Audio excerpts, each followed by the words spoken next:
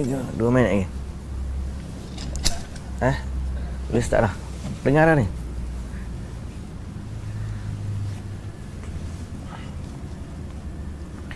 Assalamualaikum warahmatullahi wabarakatuh.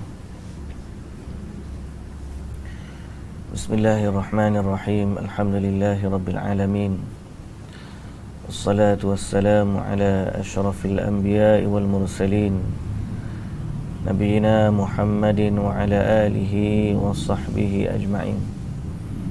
Rabbi syrah li sadri wa yassir li amri wahlul 'uqdatan min lisani yafqahu qawli, amma ba'd. Puji dan syukur bagi Allah Subhanahu wa ta'ala.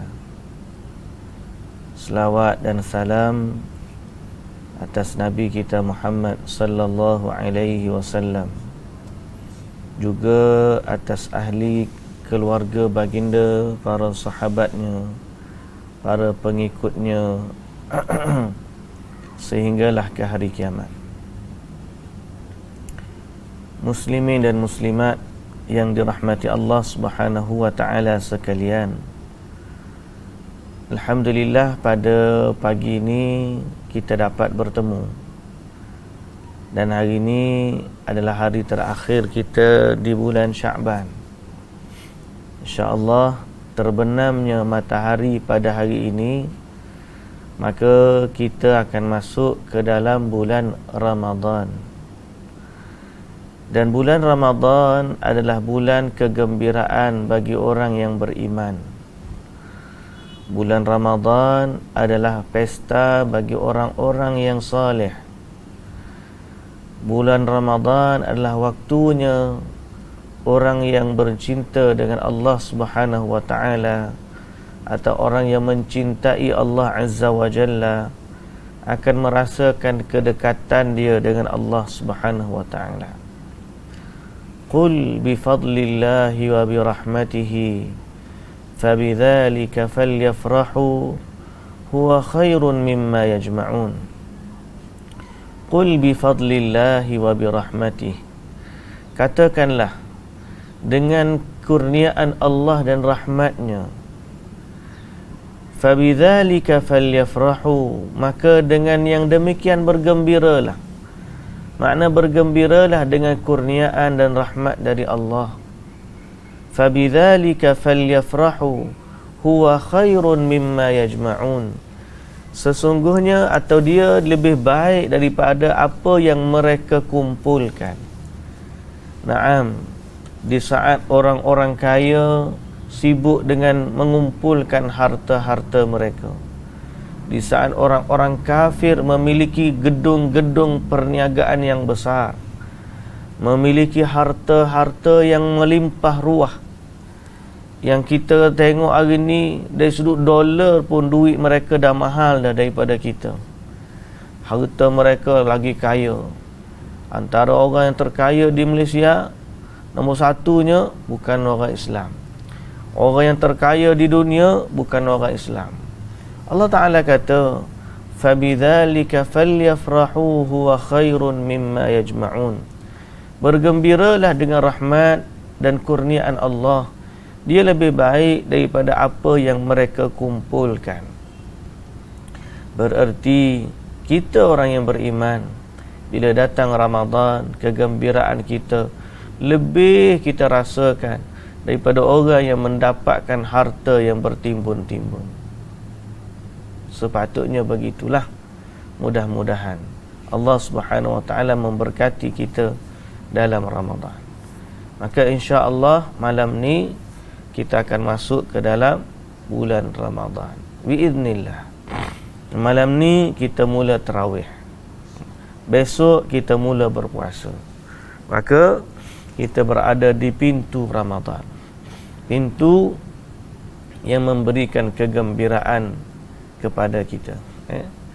Bagaimana kita tidak bergembira dengan Ramadan?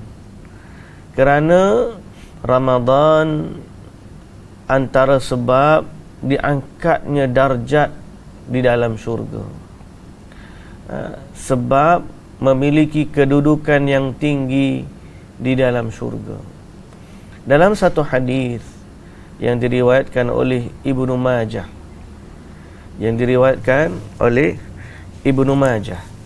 disebut Talhah bin Ubaidillah radhiyallahu anhu menceritakan ada dua orang lelaki daripada kabilah Bali.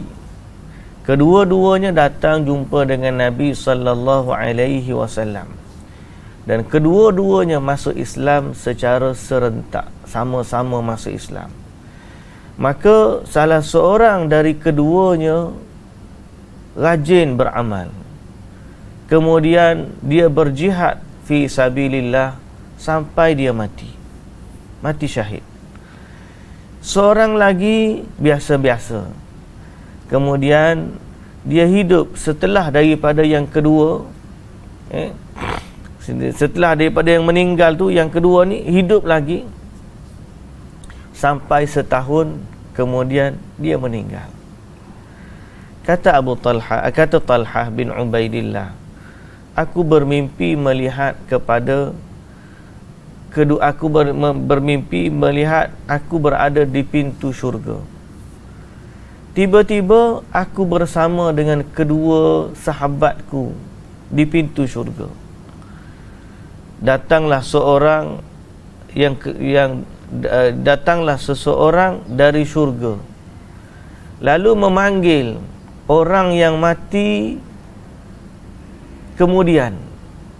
Orang yang mati kemudian ni mati biasa, tapi mati lewat. Orang pertama mati awal, mati syahid.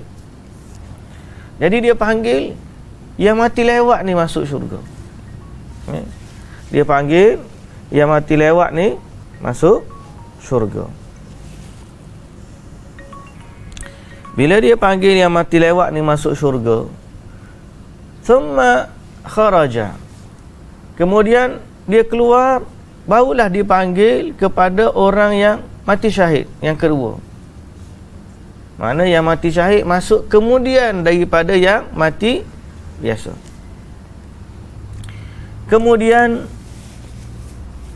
datanglah daripada syurga tu lelaki yang bagi kata kepada Talhah bin Ubaidillah, jangan, kamu belum lagi diizinkan masuk. Jadi dia tiga orang, Talhah bin Ubaidillah dan dua orang sahabat dia tu. Dua orang sahabat dia ni dah meninggal. Seorangnya mati awal, mati sebagai syahid di jalan Allah. Yang kedua mati lewat setelah setahun, tapi tidak disebutkan dia ni mati syahid. Apa tu starting point dia? Dua-dua orang masuk Islam, sama masuk Islam. Jadi seakan-akan dua orang yang berlumba lah. Jadi dua orang ni, yang pertama dipanggil masuk syurga yang mati setelah setahun. Kemudian yang mati syahid. Kemudian Talhah pula dikhabarkan kepadanya, kembalilah kamu, belum sampai lagi waktu kamu masuk. Maka pagi-pagi tu dia bangun dan dia menceritakan kepada manusia ramai akan mimpi dia kepada dua orang tu. Sampailah kepada Nabi sallallahu alaihi wasallam. Lalu mereka pun menceritakan kepada Nabi sallallahu alaihi wasallam. Kata Rasulullah sallallahu alaihi wasallam, min ayyi dzalika ta'jabun? Kenapa kamu rasa pelik dengan perkara tersebut? Faqalu ya Rasulullah, hadza kana ashadda ar-rajulaini ijtihadan thumma istushhida. Rasulullah, yang mati awal tadi, dia ni lebih rajin beribadah dan dia mati syahid. Wa dakhala hadzal akhirul jannah qablahu. Tetapi yang masuk syurga dulu orang yang mati kemudian, padahal yang pertama tu lebih rajin dan mati syahid. Faqala Rasulullah sallallahu alaihi wasallam, berkatalah Rasulullah sallallahu alaihi wasallam, alaysa qad makatha hadha ba'dahu sanah, bukankah yang terakhir ini sempat hidup selepas yang pertama tadi setahun? Mereka kata bala. Bukankah dia telah sempat bertemu dengan Ramadan dan telah sempat salat demikian dan demikian dalam masa setahun? Qalu bala. Mereka kata ya, bahkan. Maka Rasulullah sallallahu alaihi wasallam bersabda, fama bainahuma ab'adu mimma bainas sama'i wal ard, jarak di antara kedua mereka lebih jauh daripada langit dan bumi. Mana kedudukan yang kedua ni, walaupun dia mati lewat, walaupun dia kurang, dia tak mati syahid, akan tetapi kelebihan puasanya, kelebihan salatnya mengatasi kelebihan mati syahid. Jadi maknanya Ramadan ni istimewa. Jangan diremehkan apa yang ada di depan mata. Salat kita tu istimewa. Tiap-tiap hari kita salat, istimewa. Datang pula Ramadan setahun sekali, bertambah keistimewaan itu. Maknanya kalau pun seorang tu tak mati syahid, kalau dia ni ada kelebihan puasa dan salat, maka dia boleh mengalahkan orang yang mati syahid, sekiranya orang mati syahid itu tidak lebih daripadanya bab salat dan puasa. Tapi kalau dia ni solat banyak, puasa banyak, mati syahid pula, yang tu lebih lagi lah. Baik. Jadi depan kita ni adalah bulan yang sangat istimewa. Dan Ramadan adalah peluangnya untuk kita memberatkan timbangan mizan, timbangan pahala kita di sisi Allah Subhanahu wa ta'ala. Sebab itu dalam hadis riwayat Imam Muslim dari Abi Hurairah radhiyallahu anhu, bahawa Nabi sallallahu alaihi wasallam bersabda, kullu amali ibni Adam yudha'af, semua amalan anak Adam ni digandakan pahala semua. Allah ni dengan kasih dan rahmatnya, dia menggandakan semua amalan. Cuma kaedah saja berbeza. Secara umum, satu pahala, satu kebaikan digandakan dengan 10 kali ganda. Umumnya sampai 700 kali ganda. Sampai 700 kali ganda. Yang ni pahala sedekah yang kita tahu dalam Quran. Okey. Qala Allah Azza wa Jalla, Nabi kata Allah berfirman, kecuali puasa, kerana puasa itu milikku dan aku yang memberikan pahala kepadanya. Dia meninggalkan syahwat dan makanannya kerana ku. Bagi orang yang berpuasa 2 pahala atau 2 kegembiraan. Kegembiraan waktu berbuka dan kegembiraan bertemu dengan Tuhannya. Jadi Ramadan adalah bulan kita memberatkan timbangan mizan, timbangan amalan kebaikan kita di akhirat nanti. Kita gembira dalam bulan Ramadan kerana bulan Ramadan adalah bulan pembebasan daripada api neraka. Kita yang banyak dosa dan kesalahan ini, waktu inilah kita nak minta dengan Allah, ya Allah, walaupun aku banyak salah, tapi rahmat-Mu sangat luas. Aku mohon ampunkanlah dosaku dan selamatkanlah aku dari azab api neraka. Okey. Kita gembira dengan Ramadan kerana apabila datang Ramadan, seorang itu berpuasa, dan puasa merupakan sebahagian daripada pemberi syafaat di hari akhirat kelak. Okey. Pemberi syafaat di hari akhirat kelak. Dalam hadis yang sahih diriwayatkan oleh Imam Ahmad dan juga Al-Hakim, bahawa 2 perkara, puasa dan Quran, akan memberikan syafaat kepada Allah atau kepada pelakunya, kepada tuannya di hari akhirat kelak di hadapan Allah Subhanahu wa taala. Puasa kata, ya Allah, aku tahan dia daripada makan dan minum, maka terimalah syafaatku. Kata Al-Quran, ya Allah, aku tahan dia daripada tidur di malam hari, maka terimalah syafaatku. Maka dua-dua itu memberi syafaat kepada pemiliknya di hari akhirat kelak. Semoga Allah Subhanahu wa taala menjadikan kita ahli siyam dan ahli Al-Quran. Okey. Jadi dalam dua perkara ni Ramadan berkumpul dua ibadat ni. Ibadat yang memberi syafaat ni apa dia? Dalam hadis ni Al-Quran dan puasa. Dalam Ramadan berkumpul.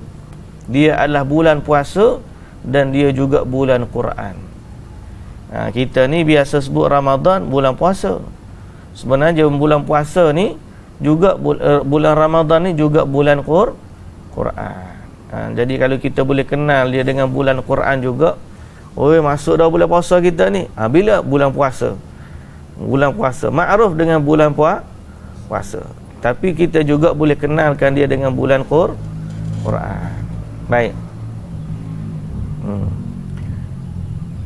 Muslimin dan muslimat yang dirahmati Allah Subhanahu wa taala. Bulan Ramadan juga kita gembira kerana disyariatkan qiyamul lail secara berjamaah. Syariat Nabi SAW mensyariatkan qiyam Ramadan secara berjamaah. Ada dah waktu salat malam. Kalau biasa salat malam ni sendiri-sendirilah, Nabi bersendirian. Tapi pada awal Ramadan, hadis semua kita tahu Nabi salat berjamaah. Sehingga bila dah ramai, Nabi pun tak keluar kerana bimbang diwajibkan. Jadi syariat tu ada, kekal sebagai sunat, tidak wajib. Cuma kita gembira kerana dia ada syariat itu. Manusia pun berbondong-bondong keluar salat dengan imam. Bahkan ada kelebihan pula qiyam Ramadan bersama dengan imam. Nabi SAW bersabda, fa innahu man qama ma'al imami hatta yansarif kutiba lahu qiyamu lailah. Siapa yang salat dengan imam sampai dia habis, maka ditulis baginya pahala mendirikan sepenuh malam. Dan Nabi SAW kata apa? Man qama ramadana imanan wa ihtisaban ghufira lahu ma taqaddama min dhanbi. Siapa yang berqiyam di bulan Ramadan dengan penuh keimanan dan mengharapkan pahala dari Allah, maka diampunkan dosa-dosanya yang telah lepas. Jadi ada kelebihan. Kalau dia nak salat dengan imam sampai habis witir, alhamdulillah, ditulis baginya pahala seperti menghidupkan sepenuh malam. Kalau dia nak sambung lagi, boleh balik ke rumah, nak baca Quran pula, nak qiyam dengan Quran lagi, akan dibenarkan, boleh. Okey. Yang tu dia tak perlu lagi salat witir lah. Kalau dia dah witir di awal malam, kerana witir ni hanya satu kali pada satu malam. Baik. Jadi kita bergembira dengan syariat tersebut. Kalau musim-musim biasa tak ada syariat tu. Tak ada. Boleh ada solat malam tu ada. Tapi nak buat solat malam berjamaah setiap malam sebulan begitu, itu tak ada. Melainkan Ramadan. Ramadan ada. Ramadan ada. Dan kita gembira kerana dalam Ramadan adanya malam yang istimewa, yang lebih baik daripada 1000 bulan. Dan kita bergembira kerana pada bulan Ramadan terdapat kesempatan berdoa yang istimewa, kerana doa orang yang berpuasa diterima oleh Allah Subhanahu wa ta'ala. Okey. Ada lagi lah beberapa kelebihan berkaitan dengan pintu khas di syurga, pintu rayyan, berkaitan mengajar diri madrasah Ramadan, itu mendekatkan diri kepada takwa dan seumpama dengannya. Maka hidupkanlah Ramadan dengan perkara-perkara ibadah yang kita berharap agar dia diterima oleh Allah Subhanahu wa ta'ala. Okey. Cumanya kadang-kadang kita ni nak istiqamah dalam ibadat tu, Allah, ini payah. Tuan yang dirahmati Allah, kita ni nak cakap zaman sekarang ni, nak belajar, nak ambil maklumat, nak tahu, mudah ya. Kalau tuan-tuan buka YouTube, berlambak-lambak kuliah Ramadan, penuh kuliah Ramadan. Betul tak? Yang tahun ni, yang tahun lepas, yang 3 tahun lepas, yang 5 tahun lepas, yang 10 tahun lepas pun ada. 10 ke 9 tahun lepas, 9 years ago. Zaman mula-mula YouTube, bila keluar YouTube, ada lagi kuliah Ramadan. Mana kalau kita nak kumpulkan kuliah Ramadan, ramai dah. Ilmu tentang beramal dalam Ramadan banyak. Hatta tuan-tuan sendiri pula ni, zaman sekarang ni, kenapa semua orang nak ulas? Sebab maklumat tu dah jadi mudah. Sekarang ni zaman ni semua orang boleh ulas isu berkaitan dengan agama. Sebab apa? Maklumat dia mudah didapati. Dia boleh forward, dia boleh share, dia boleh apa, dan dia sangka dia telah mengajarkan perkara tersebut. Jadi maknanya sembang tu mudah. Para nak sembang mudah ya. Nak mengajar pun sembang juga. Mengajar pun sembang juga. Mudah. Tengok-tengok, buka daripada ni laman web yang kita percaya, kita boleh. Ataupun orang sebar WhatsApp kat kita, dapatlah maklumat, kita berbaca-baca. Yang payah apa? Beramal. Jadi sebab tu Ramadan ni adalah bulan untuk kita membuktikan kepada Allah bahawa apa yang kita sembang selama ni sebenarnya kita buat. Bimbang juga kita ni, banyak sembang. Kalau bak forward message ni, kejap datang forward, baca forward message kul huwallah tu 3 kali, sampai bawah tu, alhamdulillah anda telah berjaya mendapat pahala khatam Al-Quran. Kemain dia. Bila dengar cerita orang mati, Al-Fatihah, kemain Al-Fatihah, baca ke tak? Tak tahu. Forward tu mudah, baca tu. Nah, soal betul ke tak betul tu, suruh baca Fatihah tu nombor 2. Baca ke tak bila forward tu. Jadi banyak benda kita ni, ilmu di akhir zaman ni mudah. Cuma yang payah adalah melakukan ketaatan kepada Allah Subhanahu wa ta'ala. Ada banyak sebab seorang tu lemah dalam beramal. Banyak sebab seorang tu tiba-tiba dia jadi lemah bila beramal. Berasa tak kita? Kadang-kadang kita mari rasa lagu tu. Tak kira siapa, ustaz mengajar pun rasa lagu tu juga. Berasa kita ni macam ada yang menghalang dari ibadah. Hati tu cita-cita nak buat tapi tak pergi. Seakan-akan kita ni, orang tengok body Ferrari tapi enjin kancil. Enjin kancil boleh lagi tak apa, takut enjin motosikal je. Tapi kalau kereta ni tak nampak mana sebab tak boleh nak masuk enjin. Kita bubuh gini lah. Motorbuk, tahu motorbuk? Motorbuk ni sampan lah orang letak enjin. Kalau sampan letak enjin ni, dia boleh masuk macam-macam enjin. Orang letak enjin lori pun ada. Pernah tengok orang letak sampan enjin lori? Dia punya laju lain macam. Kalau sampan ada juga orang letak enjin kereta, ataupun orang letak enjin motosikal. Paling-paling lakinya letak mesin rupuk, tak tahulah, tak pernah jumpa lagi lah. Tapi nak sebutnya, kadang-kadang kita ni bok besar, enjin kecil, nak pergi tepeng, tak pernah nak pergi. Maknanya cita-cita kita berat besar, ilmu banyak, tapi nak buat tak mampu. Ngaji ni jangan kira dah. Tiap-tiap malam dah bulan ni Ramadan. Tiap-tiap malam dah sebelum ni kuliah. Tapi ada yang menghalang. Semoga Allah Azza wa Jalla mengampunkan kekurangan kita dan mengangkat halangan-halangan ibadah ini daripada kita. Tapi antara yang menghalang al-mawani', menghalang ibadat seseorang, pertama adalah tulul amal, panjangnya angan-angan. Panjangnya angan-angan. Angan-angan ni ada angan-angan dunia dan angan-angan juga ada angan-angan akhirat. Tak apa, nanti akhirat nanti dia masuk syurga juga. Orang beriman pun nanti masuk syurga. Tak apa. Ataupun dia kata nanti hujung hayat nanti kita taubat lah. Tak apa, nanti kita dah senang, nanti kita buat amal lah. Lah ni kita panjang angan-angan dia.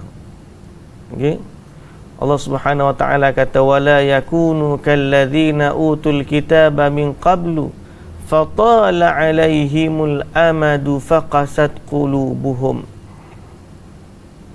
Okey, janganlah menjadi seperti orang-orang yang diberikan Alkitab sebelum ini. Mereka itu panjang angan-angan sehingga keras hati mereka. Okay. Kerasnya hati mereka.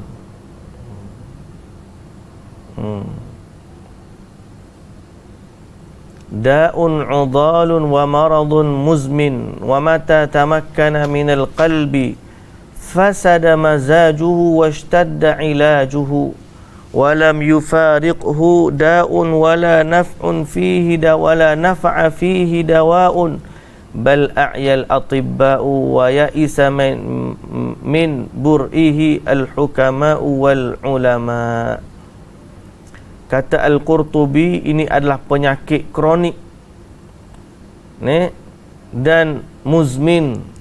Kalau kita memberikan ketagihan, tagih ni payah nak ubah. Apabila dia berada di dalam hati seseorang, cita-cita tulul amad. Dia cita-cita dia macam-macam cita-cita. Cita-cita dunia pun banyak, cita-cita akhirat sekadar cita-cita lah, angan-angan akhirat. Tak apa, nanti Allah Ta'ala bagi dia taubat lah, ampun. Padahal dia istighfar pun tak. Okay? Ini adalah penyakit kronik dan membuat ketagih. Payah nak sembuh lah maknanya. Penyakit dada ni payah nak sembuh. Apabila dia berada dalam hati dan dia bercampur dengan jiwa seseorang, maka payahlah nak diubat. Okay? Bahkan para doktor surrender dan para ulama berputus asa daripada orang-orang yang begini. Kerana itu Al-Hasanul Basri berkata, ma atala abdun al-amal illa asa al-amal. Tidaklah seorang hamba tu panjang angan-angan dia, melainkan rosaklah amalannya. Angan-angan terlalu panjang, cita-cita ni jauh. Kerana angan-angan membuatkan malas dari beramal dan mewariskan at-tarakhi wat-tawani, tangguh dan berlambat-lambat. Tak apa, kita kat ahli syurga dah. Itu masalah dia ni, berasa ahli syurga, talbis. Padahal orang yang dijamin syurga pun tidak lagu tu. Kita dah sebut dulu, orang dijamin syurga Abu Bakar, Umar, rajin beramal. Hopok kita ni tak jamin syurga lah, tapi malah dah beramal. Dia panggil apa? Panjang cita-cita ni. Seakan-akan dia dah ada pegang tiket syurga tu. Dia macam beli tiket bah letak dalam dompet. Orang kata beli, dia kata tiket ada mana? Tunjuk dalam dompet dia. Dia seakan-akan tiket syurga ni adalah poket dia dah. Mari beramal. Tak apa, mugi dulu. Aku kemudian tak apa, boleh masuk. Yang penting boleh masuk je. Oh Allah, berasa boleh masuk tu pun panjang cita-cita dah. Lah ni kita tak tahu masuk ke tidak kita ni. Kita berharap Allah masukkan kita ke dalam syurga. Dan kita dengan iman yang ada, mudah-mudahan Allah Subhanahu Wa Taala merahmati kita dan masukkan kita ke dalam syurga. Cita-cita dan harapan. Tapi janganlah sampai kita ni berasa seolah-olah kita ni memang ahli syurga dah, walaupun kita tak beramal. Ada iman betul, harapan tu ada, tapi kena takut juga. Takut apa? Takut kalau Allah Ta'ala tak terima. Memang kita beramal, tapi kita ada rasa takut. Takut apa? Takut Allah Ta'ala tak terima. Macam manalah nanti kalau Allah Ta'ala tak terima amalan kita. Jadi jangan panjang angan-angan kita. Angan-angan ni menyebabkan malas beramal. Pak kita lah ni lagu mana lah ni, malas dah ni.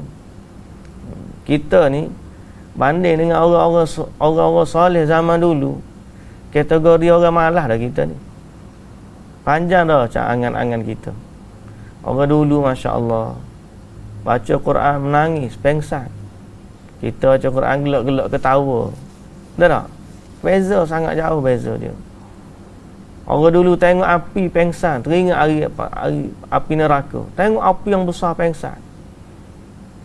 Kita ni tengok api boleh ambil gambar, snapshot lagi, buat video selfie.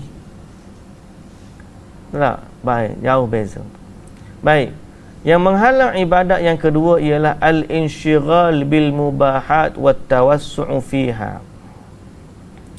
Menghalang ibadat ni juga adalah sibuk dengan benda-benda yang harus. Sibuk dengan benda-benda yang harus. Benda bukan haram, harus. Tapi duk sibuk dengan dia. Salah satu daripada perkara yang disibukkan, yang banyak menyibukkan manusia daripada zikrullah ialah perniagaan, jual beli. Rijalun la tulhihim tijaratun wala bay'un an zikrillah. Allah puji orang-orang yang mana mereka ni tidak dilalaikan daripada zikrullah oleh jual beli. Sama ada jual ataupun beli. Rijalul la tulhihim tijaratun wala bay'un an zikrillah. Padahal jual beli itu harus. Tapi bila dah sibuk sangat jual beli, lupa kepada ibadah. Sebab tu saya nak pesan dalam bab Ramadan ni, kalau boleh kena kontrol lah jual beli tu. Banyak orang bulan Ramadan, masuk Ramadan baru nak start berniaga. Bulan Ramadan lah dia nak berniaga. Padahal orang dulu bulan Ramadan yang berniaga berhenti berniaga. Nak fokus kepada Ramadan. Mari akhir zaman terbalik. Kerajaan pula bagi bazar Ramadan, buka situ, buka sini. Kedai kuih macam-macam, kedai macam-macam, kedai mercun, kedai baju raya, kedai macam-macam. Hak peniaga datang musim Ramadan je. Orang macam ni, lagu mana dia nak menjadikan Ramadan dia pesta ibadah? Sebab dia sibuk. Hak tak berniaga pun sibuk membeli. Beli situ, beli sini. Shopee pun dah buat promosi Ramadan. Dia pagi duk belek telefon. Insyighal. Kadang-kadang insyighal juga benda-benda tidak perniagaan zaman lah ni. Main internet lah, main game, main internet. Leka dengan benda-benda begitu. Yang penghalang yang ketiga adalah al-ibti'ad anil ajwa'il imaniyah. Dia menjauhkan diri daripada bi'ah, kelompok ataupun circle orang-orang yang beriman. Kita ni kena tengok dengan kawan mana yang kita berkawan. Kalau kawan kita bulan Ramadan duk ajak kita pergi shopping, shopping lah kita. Kalau kawan kita duk ajak tengok movie masa Ramadan, tengok movie lah kita. Kalau kawan tu tengok program masak-masak lah kita. Tapi kalau kawan tu tiba-tiba kita nak ajak dia pergi jalan, kita kata tak apalah, kita duduk sini lah, ngaji Quran tu lagi bagus. Kita pun duduk ngaji Quran. Maknanya apa? Jangan menjauhkan diri daripada kelompok-kelompok orang soleh sepanjang Ramadan. Kadang-kadang kita sendiri tu tak soleh mana ke.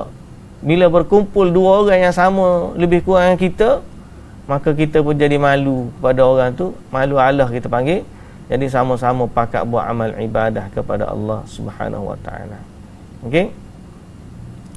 Muslimin dan muslimat yang dirahmati Allah Subhanahu wa taala, antara perkara yang membantu kita pula dalam melakukan amal soleh, yang pertama, banyakkan berdoa kepada Allah. Doa kepada Allah biar Allah Ta'ala ni tetapkan hati kita di atas ketaatan. Ya muqallibal qulub, thabbit qulubana ala dinik. Ya musarrifal qulub, sarrif qulubana ala ta'atik. Kita doa kepada Allah. Allahumma a'inni ala dhikrika wa syukrika wa husni ibadatik. Allahumma hdini wa yassiril huda li, dan doa-doa lain lah. Okay. Yang kedua, faktor yang kedua ialah mempelbagaikan ibadat. Ni maknanya boleh jadi bila kita dah buat satu amalan ibadat tu, dia jadi jemu. Mungkinlah sebab kita mungkin tak boleh sampai kepada kemanisan ibadah tu. Jadi kita buat separuh tak jalan, buat ibadat lain pula. Tapi kalau ada orang tu memang boleh istiqamah pada amalan yang sedikit, tapi istiqamah itu lebih Allah suka. Cuma kalau dia datang sampai satu tahap, contoh kita baca Quran, baca sampai satu perkara kita jadi macam ada perasaan jemu lah, letih lah. Benda tu bukan sebab Quran tu, sebab kekurangan kita. Maka kita tukar cara ibadat. Kita dengar pula Quran, kita dengar kuliah. Ataupun kita ni ibadat kita tak banyak dengar kuliah aja. Apa ibadat kamu? Dengar kuliah. Sampai satu perkara, haulah dia kata, aku dengar ustaz ni kecek benda sama je. Ada tak rasa lagu tu? Tengoklah ustaz cakap benda sama je. Ada saya jumpa orang dia kata, ustaz, saya dah dengar ramai dah ustaz. Saya duk kumpul-kumpul hak dia sebut ni, tak lari daripada hak poin-poin yang memang dah ada dalam nota saya ni. Ada poin-poin dia berapa je, tapi dia ulang cerita sama je. Sampailah ni apa? Akhirnya saya pun berhenti dengan kuliah. Tak pergi dengan mana dah, cokok dah. Kita kata jangan berhenti dengan kuliah, sebaliknya gilah kepada bentuk ibadat yang lain, kita amalkan pula. Dah nota kita banyak, buat belaka dah kau. Saya yakin kalau tanya buat tu gak, nota hak kita ada tu tak terbuat, tuan-tuan. Sebab tu kita kata Ramadan ni bulan untuk praktik apa yang kita dah belajar. Tepek jari lah, orang panggil tepek jari, berangan acu potong jari. Kalau kita mampu buat semua ada dalam nota kita. Banyak benda ni kita nak kena baiki. Semoga Allah Azza wa Jalla mengampunkan kita.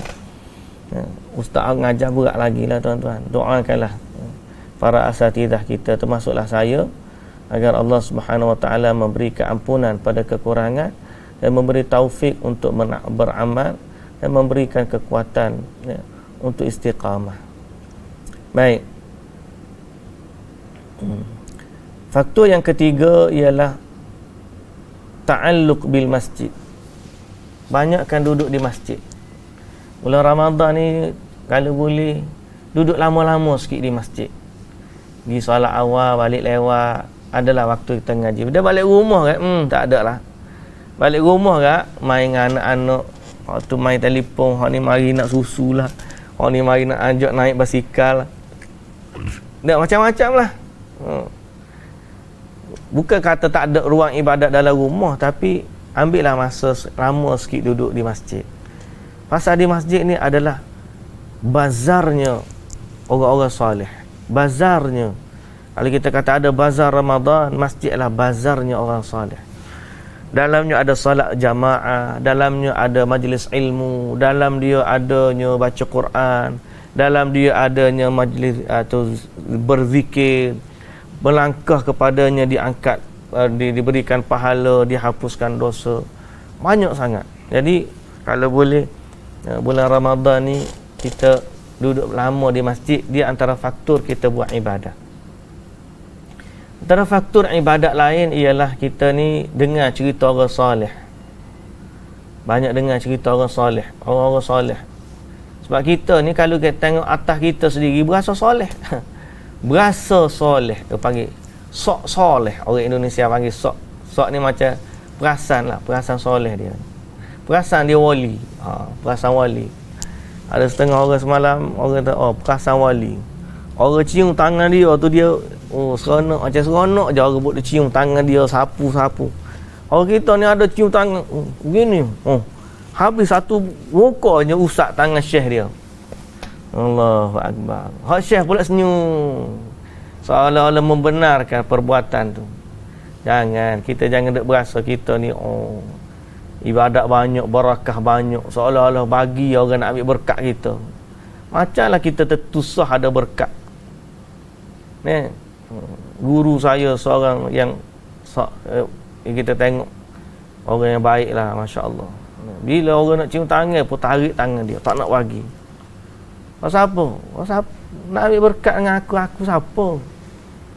Kalau tarah Nabi tu tak apa. Ni kita ni Allahu Akbar.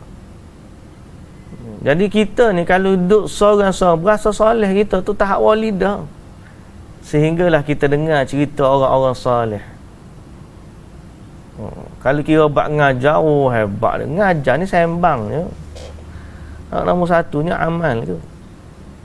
Okay? Semoga Allah Azza wa Jalla mengampunkan kita. Muhammad bin Al-Munkadir, dia bila sakit lama, isteri dia pergi jumpa dengan orang surau, marilah ziarah suami. Ataupun orang tanya dia, orang tanya keluarga dia, mana lama dia tak datang surau, tak datang masjid. Dia kata dia sakit, datanglah ziarah. Boleh jadi dengan ziarah tu menjadikan hati dia gembira. Jadi kawan dia pergi ziarah, tanya khabar, kenapa kamu ni, ada sakit ke apa? Dia kata, tak, aku sakit ni sebab aku baca Quran, tiba ke satu ayat, am hasibal ladzina jtarahus sayyiat an naj'alahum kal ladzina amanu wa amilus salihat sawa'an mahyahum wa mamatuhum sa'a ma yahkumun. Dia kata, aku baca ayat, apakah orang-orang yang bergelumang dengan dosa menyangka kami akan layan dia sama seperti orang yang beriman dan beramal soleh? Apa dia sangka sama ke nanti? Dia bergelumang dengan maksiat, tapi dia dalam kepala dia nanti sampai di sisi Allah, Allah akan layan dia sama dengan orang beriman dan beramal soleh. Allah Ta'ala kata, sa'a ma yahkumun. Alangkah buruknya apa yang mereka katakan. Muhammad bin Munkadir bila baca ayat tersebut, kawan dia datang, dia cerita kepada kawan dia, aku sakit sebab baca ayat ni. Bila dia baca ayat ni sekali lagi, dia pun menangis, kawan dia pun menangis. Sampai letih dia, dua-dua orang tu menangis kerana satu ayat Quran. Bila dia nak balik, isteri Muhammad bin Al-Munkadir kata, aku sangka kedatangan kamu menambahkan kesihatan dia, menambahkan kegembiraan dia, tapi sebaliknya kamu datang menambah kesakitan dia. Maknanya sama-sama menangis kerana ayat Quran. Ni orang soleh zaman dulu. Kita ni happy je sambil-sambil baca Quran, tengok telefon pun ada. Allahul Musta'an. Tak terlepas. Saya pun tolonglah doakan pakat-pakat kita, doakan sesama kita agar Allah Azza wa Jalla jaga ibadat kita. Okey. Yang seterusnya ialah mengingati hari akhirat. Banyak teringat hari akhirat. Ini juga antara faktor yang menyebabkan kita rajin untuk beribadah kepada Allah. Ingatlah kepada syurga, ingatlah kepada neraka, berharaplah kepada syurga, takutlah kepada neraka, berdoa kepada Allah agar Allah Subhanahu wa taala memberkati Ramadan kita. Muslimin dan muslimat yang dirahmati Allah, terakhir sebelum daripada kita menamatkan kuliah pada pagi ini, beberapa ibadat atau amalan sunnah yang boleh kita buat di dalam Ramadan. Okey, boleh kita buat dalam Ramadan. Pertama, sunnah mengucapkan tahniah dengan kedatangan Ramadan. Jadi kalau ada poster-poster dalam WhatsApp tu ucapan tahniah dengan Ramadan, hari ni dan pagi malam ni boleh WhatsApp, boleh blast, boleh kerana apa? Kerana Nabi SAW mengucapkan tahniah kepada sahabat-sahabat dengan kedatangan Ramadan. Nabi kata, qad ja'akum syahru Ramadan syahrun mubarak kataballahu alaikum siyamahu fihi tufattahu abwabul jannah wa tughlaqu fihi abwabul jahim wa tughallu fihi syayatin fihi lailatun khairun min alfi syahr man hurima khairaha faqad hurim. Kata Nabi SAW kepada sahabat, telah datang kepada kamu bulan Ramadan, bulan yang penuh keberkatan. Allah Ta'ala perintahkan kamu berpuasa, padanya dibuka pintu syurga, ditutup pintu neraka dan dibelenggu para syaitan. Dalamnya ada satu malam lebih baik daripada 1000 bulan. Siapa yang diharamkan dari kebaikan malam tersebut, maka sesungguhnya dia telah dihalang dari kebaikan. Baik, itu sunnah yang pertama. Apa dia? Mengucapkan tahniah dengan kedatangan Ramadan. Sunnah yang kedua ialah menyegerakan berbuka puasa bila berpuasa. Nabi SAW bersabda, la yazalun nasu bi khairin ma ajjalul fitr. Senantiasalah manusia dalam kebaikan selama dia menyegerakan berbuka puasa. Tapi kena cek molek lah biar terbenam sungguh matahari. Nanti tak ada terbenam pun faham dah nasib pasal apa. Sunat berbuka awal. Jangan. Yang tu cari naya tu, cari bala kalau lebih awal daripada waktu. Jadi sunat mengawalkan maknanya masuk maghrib buka puasa. Sunat yang ketiga, memberi makan orang yang berbuka. Memberi makan orang yang berbuka puasa. Okey. Jadi kita ni bukan sekadar tu kena buat planning hari ni nak buka puasa ke apa dan nak bagi orang buka puasa apa. Kita buat projek kurma tak apa dah. Alhamdulillah lah ni ramai dah duk bagi-bagi kurma kan. Jadi apa bagi air tak apa, kita beli air plastik besar tu bagi kat jiran kita, bagi kat kawan kita, bagi kuih, ikutlah. Yang penting kita ada saham dalam dia berbuka puasa dan juga bersahur. Yang ketiga atau yang keempat, berbuka dengan kurma. Berbuka dengan kurma. Dalam hadis riwayat At-Tirmizi, Nabi SAW bersabda, "Idza kana ahadukum sha'iman falyuftir 'ala at-tamr." Bila berpuasa, berbukalah dengan kurma. Fa illam yajid, kalau tak ada kurma, fa 'alal ma', berbukalah dengan air. Fa innal ma'a tahur. Sesungguhnya air itu bersih. Okey, sunnah yang keempat apa dia? Berbuka dengan kurma.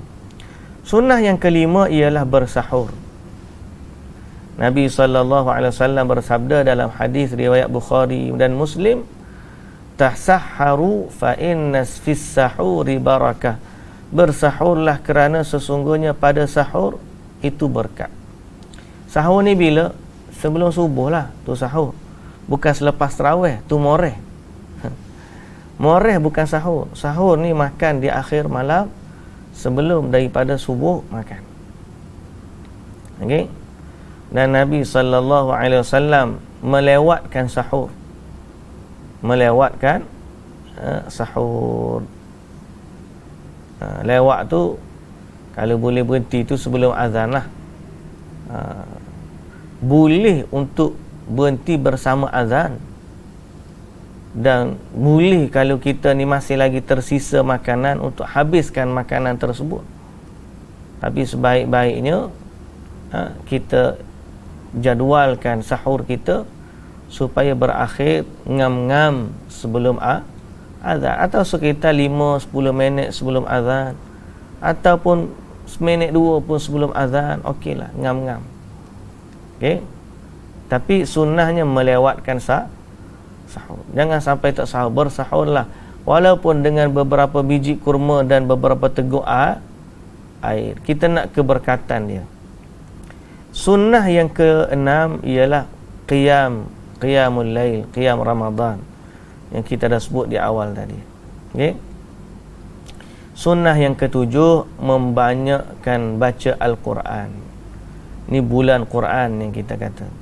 Nabi SAW dia khatam Quran dengan Jibril pada bulan Ramadan. Okey. Sunnah yang ke-8, iktikaf di masjid 10 akhir Ramadan jika dibenarkan. Musim PKP ni tak benar, tak boleh nak buat apalah, ihtisab saja. Maknanya mengharapkan pahala. Kita dah tak boleh iktikaf, tapi kita mengharapkan pahala iktikaf disebabkan kita terhalang daripada beriktikaf. Okey. Sunnah yang ke-9 ialah membanyakkan doa. Membanyakkan doa. Terutamanya waktu kita nak berbuka puasa. Di akhir waktu sahur pun sunat berdoa. Waktu nak berbuka puasa pun sunat kita berdoa. Pendek kata, Ramadan ni adalah bulan memperbanyakkan doa. Dan sunnah yang ke-10 adalah memperbanyakkan ibadat-ibadat yang lain. Ibadat-ibadat yang lain, seperti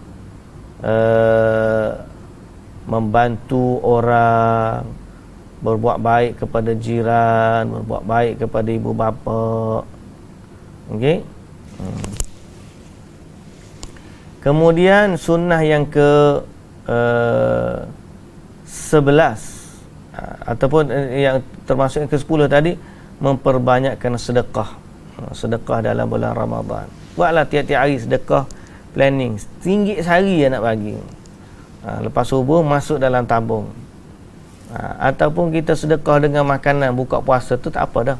Mana tiap-tiap hari ada je kita nak pergi sedekah kepada orang. Pergi bazar Ramadan tu beli kuih RM1 ke RM2, balik bagilah ke jiran. Tengok orang susah, bagi kat dia untuk dia buka puasa. Setiap hari buat. Tak banyak, mungkin tapi setiap hari kita buat. Mudah-mudahan Allah bagi kebaikan kepada kita. Sunnah yang ke-11 ialah jangan banyak bergaduh. Jangan banyak gaduh. Sama ada gaduh dengan anggota ataupun dengan lisan. Kalau boleh tak debat-debat Facebook tu kurang je lah. Jangan nak cerita banyak. Walaupun kita tahu hak dia buat tu salah, tapi bulan Ramadan biar, jangan sembang banyak.